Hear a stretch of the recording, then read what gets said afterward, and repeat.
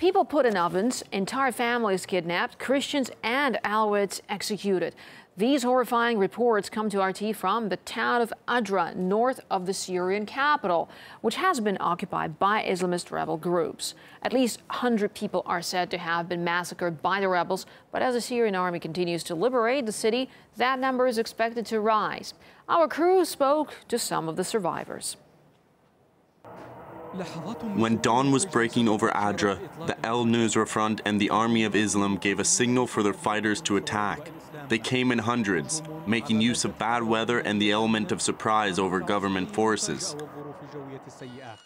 After fierce fighting with the Syrian army, the rebel factions achieved their objective, with the city soon falling into the hands of those who the residents of the city have dubbed the decapitators. A friend of mine told me that he claimed he was insane in order to save his life and avoid the militants. They believed his story and let him go.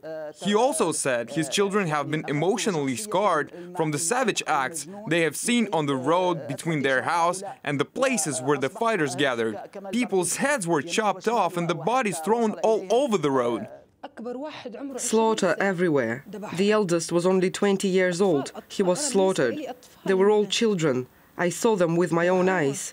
They killed 14 people with a machete. I don't know if these people were Alawites. I don't know why they were slaughtered. They grabbed them by their heads and slaughtered them like sheep.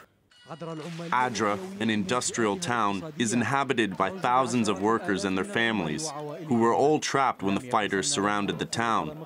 Details of what happened there are still uncertain. We've only had leaks about massacres that have been described as the most gruesome since the start of the Syrian crisis. Civilians told us that the workers of an Adra bakery were all executed and burned during the first hours of the attack. Whole families were massacred.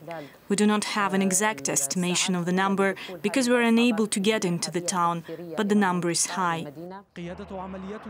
Syrian army commanders in the region decided to besiege the town and protect civilians by isolating them from areas where fighting is ongoing, a move seen necessary by the military, whose operation is not expected to be an easy one.